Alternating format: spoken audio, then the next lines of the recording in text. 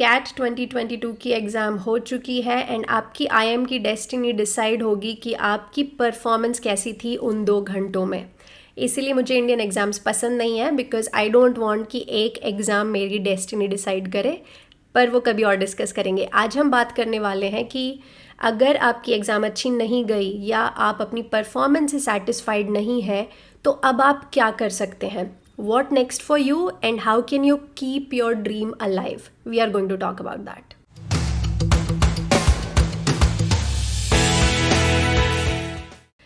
इस वीडियो को शुरू करूंगी मैं एक इम्पॉर्टेंट क्वेश्चन से। ये क्वेश्चन है मेरा सारे कैट एस्पिरेंट से कि आपका कैट देने का और एमबीए करने के पीछे गोल क्या था। What was your motivation behind MBA.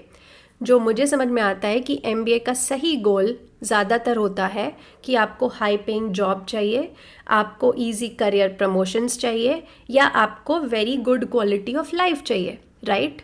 ये सारी चीज़ें ही थी जिसके कारण हमने सोचा था कि ये हमें आईआईएम्स के थ्रू इजीली मिल जाएंगी। मैं उस पॉइंट को डिस्प्यूट नहीं कर रही, लेकिन मैं आपको याद दिला रही हूँ कि हमारा एमबीए और कैट करने के पीछे का गोल था ये good life, good jobs, good career, and वो ड्रीम अभी भी आपका पूरी तरह से ज़िंदा है।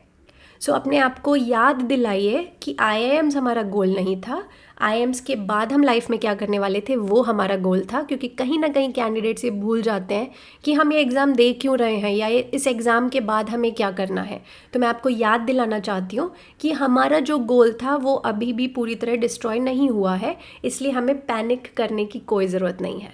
तो अब सवाल उठता है कि ऑप्शंस क्या है हमारे पास। लेट्स से अगर हमारा आईआईएम्स में नहीं होता है तो भी हम अपने गोल तक कैसे पहुंच सकते हैं। So let's talk about options and I will come to my favorite topic which is economy and jobs. बात करते हैं जॉब्स की and I am happy to say कि सिचुएशन काफ़ी चेंज हो गई है। अगर मैं आज से 5 से 10 साल पहले देखूं तो जो एमबीए ग्रेड्स होते थे जो कि नॉन आईआईएम्स या नॉन टीयर 1 कॉलेजेस से निकलते थे, उनके प्लेसमेंट काफ़ी बर्बाद से होते थे। Like sometimes the salary would be as low as 10,000 या 20,000 per month, right. So that brought a question mark to कि यार एमबीए डिग्री आप कर ही क्यों रहे हो, अगर आप आईएम नहीं जा पा रहे हो तो क्या इस डिग्री की कोई वैल्यू है। एंड इसीलिए मैं किसी को रेकमेंड नहीं करती थी इंडिया में कि एमबीए के लिए आप बहुत ज़्यादा प्रिपेयर करो या रिलाई करो। मैं हमेशा कहती थी कि study abroad might be a better option, पर ये सिचुएशन चेंज हो चुकी है। अगर आपने न्यूज़ देखी हो तो इंडिया का GDP is predicted to be growing at faster rate than any other country. 2023 का जो जीडीपी प्रिडिक्शन है उसमें इंडिया नंबर 1 पे है। This is a very exciting news for us. GDP बढ़ रहा है मतलब जॉब्स तो आएंगे। अब जॉब्स आएंगे 2 जगह से। जॉब्स आएंगे फर्स्टली तो इस्टेब्लिश्ड इंडस्ट्रीज से, मैन्युफैक्चरिंग, कंसल्टिंग, सर्विसेज वाली कंपनीज जो कि हमेशा से एमबीएस को रिक्रूट करती रही हैं, वो तो रिक्रूट करेंगी ही क्योंकि हमारा आउटपुट बढ़ रहा है, मतलब हमें ज़्यादा डिमांड है ह्यूमन रिसोर्सेज की। पर एक पूरी नई कैटेगरी खुल गई है जॉब्स की जो कि आज से 5 साल पहले नहीं थी। एंड येस, मैं बात कर रही हूँ स्टार्टअप्स की। अब अगर हम इंडियन स्टार्टअप्स की बात करें तो इंडिया ने एंटरप्रेन्योरशिप के वर्ल्ड में काफ़ी लंबी लीप मारी है। We are now the 3rd biggest startup ecosystem just behind US and China. And मैं आपको डेटा के साथ बात करती हूँ। 2021 में इंडियन स्टार्टअप्स ने रेज किया था $40 बिलियन इन 2021 अलोन, एंड 2022 में ये नंबर पहुंचा $20 बिलियन। अब आपको लगेगा कि ये तो कम हो रहा है, लेकिन कम होने के बाद भी ये नंबर ह्यूज है।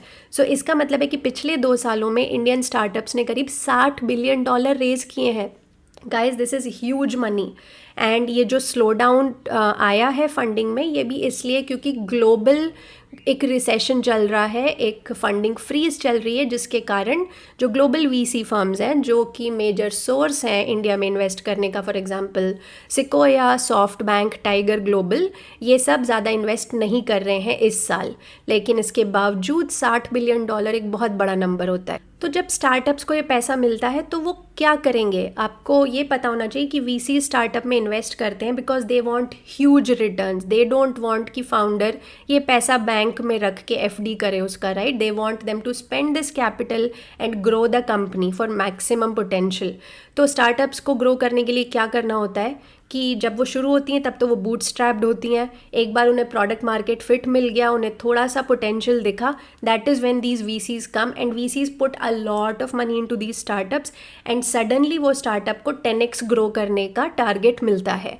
अब इस ग्रोथ को रीच करने के लिए स्टार्टअप अपनी करंट टीम से वहाँ तक नहीं पहुँच सकता, उसे एटलीस्ट 5x मोर हायरिंग करनी पड़ती है। इसलिए जैसे ही एक 500 लोगों की कंपनी को VC फंडिंग मिलता है, वो सडनली अगले 2 सालों में उनका टारगेट होता है कि हमें 5000 पीपल हायर करने हैं। सो अब जब सारी इंडिया की स्टार्टअप्स को हम मिला लें जिनके पास इतना नया पैसा आ गया है, इनको जब हायरिंग करनी होगी तो ये हायरिंग सिर्फ IIM से नहीं कर सकते क्योंकि वहाँ पे इतने स्टूडेंट्स ही नहीं है, तो ये हायरिंग होगी Tier 2 Tier 3 MBA कॉलेजेस से भी, बट Tier 2 से काफ़ी होगी। एंड इसमें मैं आपको एग्जाम्पल की बताती हूँ बिकॉज मैं स्टार्टअप इकोसिस्टम में काफ़ी प्लग्ड इन हूँ। तो यहाँ पे लेट से हम प्रोफाइल देखते हैं प्रिया माहेश्वरी की, who is a senior exec HR at Zerodha. She has actually done her MBA from Amity University. And if you look at another tech recruiter at Zerodha, she is currently pursuing MBA at Accelerate. Okay? इन्होंने तो MBA किया हुआ है। अब मैं आपको एक example दिखाती हूँ, एक senior product manager eight Freshworks who does not even have MBA, as you can see in Shashwat's profile. And why have I, by the way, picked Zerodha and Freshworks? Because these startups are doing well even in current ecosystem, okay?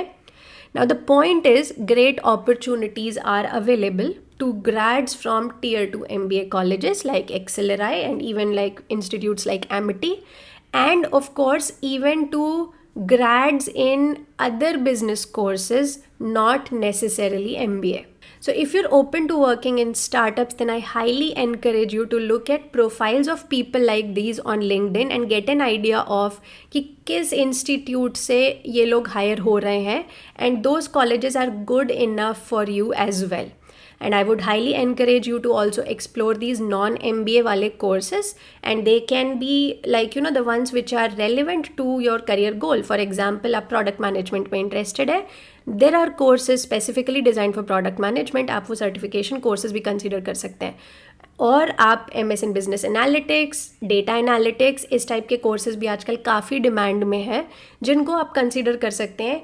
In courses की आज से 10 साल पहले India में कोई value नहीं थी, but situation change हो रही है just because there is higher demand of candidates and you can get those jobs even from courses like these. So I would highly encourage you to explore these options as well.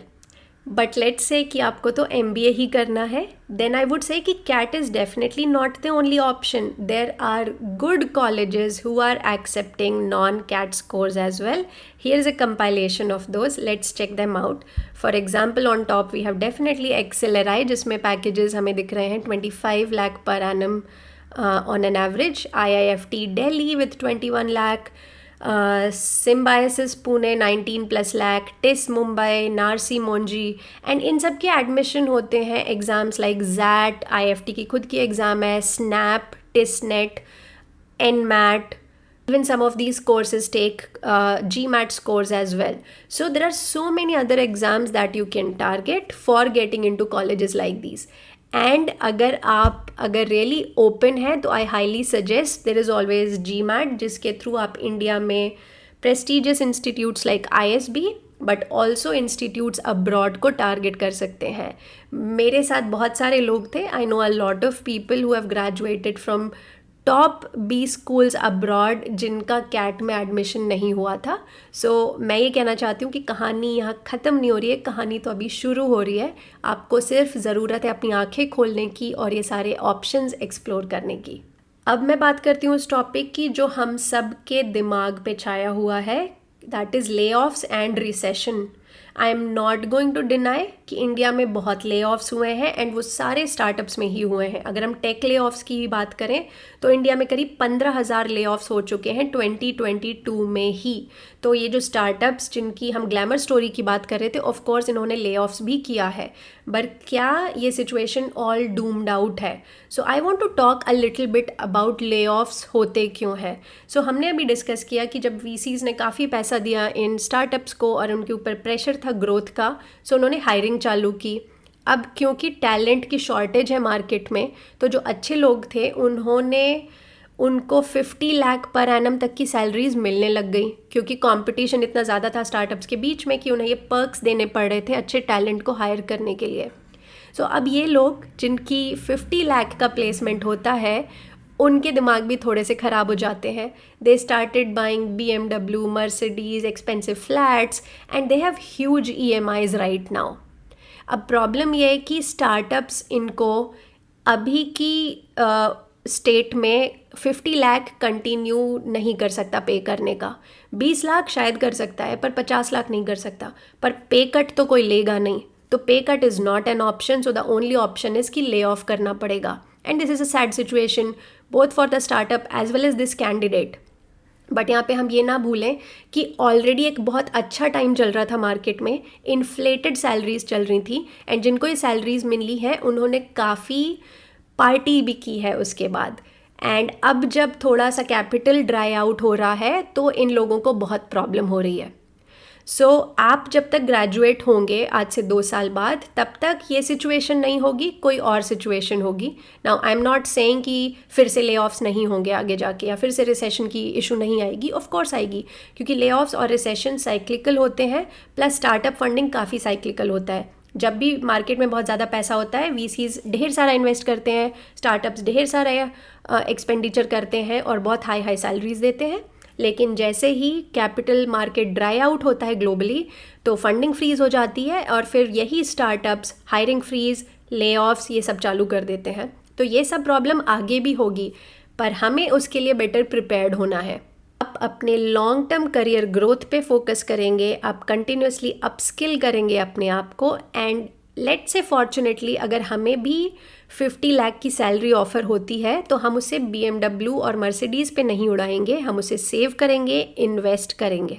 सो मेरी advice ये है कि आपको long term पे focus करना है, and आपको इस सब नॉइज़ से डिस्ट्रैक्ट नहीं होना है। ये सारी साइक्लिकल चीज़ें हैं, ये होता रहेगा, ये आगे भी होगा। तो इससे हमें डर के बैठ नहीं जाना है, हमें ये सोचना है कि हम इसके लिए अपने आप को कैसे प्रिपेयर्ड रख सकें। तो मेरे हिसाब से ढेर सारी अपॉर्चुनिटीज़ आने वाली हैं इंडिया में, जो कि MBA ग्रेड्स और रिलेटेड बिजनेस कोर्सेज जिसका फ़ायदा उठा सकते हैं। इसके लिए ज़रूरी नहीं है कि IIM से ही आप ग्रेजुएट हों, आप किसी भी Tier 2 कॉलेजेस से भी निकल के अच्छे MBA वाले जॉब्स को टारगेट कर सकते हैं। एंड अगर आपके अंदर ये डिसिप्लिन है कि आप लॉन्ग टर्म पे फोकस करें, आप वाइजली अपने फाइनेंशियल प्लानिंग करें और आप कंटिन्यूसली अपने आप को अपस्किल करें, तो कोई कैट या रिसेशन आपका कुछ नहीं बिगाड़ सकता। ये मेरी ऑनेस्ट बिलीफ है। So to summarize, I think you should start exploring the option of these other courses, whether other MBA courses and what are the exams required for it, and ये दूसरे टाइप के business courses like MS in Business Analytics, MS in Product Management, MS in Project Management, MS in Supply Chain, ये सारे courses आप explore करिए and देखिए कि आपके लिए क्या अच्छे options हो सकते हैं। आपको ये वीडियो कैसा लगा, क्या ये एडवाइस हेल्पफुल थी, प्लीज़ कमेंट में मुझे बताइएगा, एंड आप और कौन से टॉपिक्स पे एडवाइस चाहते हैं वो भी मुझे बताइएगा। As always, please stay subscribed on the channel because we will keep talking about these important topics. I will see you next week. Take care.